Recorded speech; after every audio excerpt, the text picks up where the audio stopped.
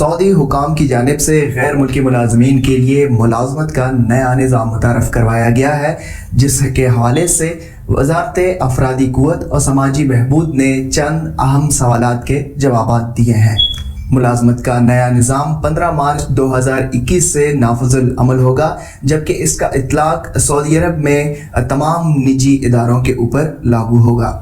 ملازمت کے اس نئے نظام میں آجر اور اجیر کے حقوق کا تحفظ، لیبر مارکیٹ میں لچکدار ماحول پیدا کرنا، لیبر مارکیٹ کو مزید پرکشش بنانا اور آجر اور اجیر کے تعلقات کے سلسلے میں ملازمت کے معاہدے کی اہمیت کو منوانا اور اسے مضبوط بنانا شامل ہے۔ نئے نظام کے تحت نجی اداروں کے غیر ملکی کارکنان کو اداروں کی تبدیلی میں آزادی حاصل ہوگی، خروج عہدہ اور فائنل ایگزٹ کے سلسلے میں با اختیار ہو جائیں گے، جبکہ ملازمت کی تبدیلی کی سہولت کا مطلب یہ ہے کہ اگر کسی غیر ملکی کارکن کی ملازمت کا معاہدہ مکمل ہو جائے گا تو ایسی صورت میں غیر ملکی کارکن اپنے سابق اجیر کے منظوری کے بغیر کسی اور ادارے میں ملازمت کر سکے گا۔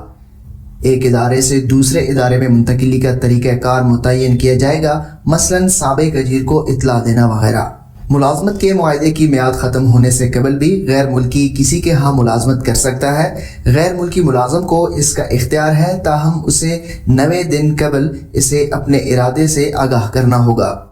غیر ملکی معاہدے کی میعاد مکمل کرنے پر ملازمت تبدیل کر سکتا ہے، ایسی صورت میں اس پر کوئی پابندی نہیں ہوگی۔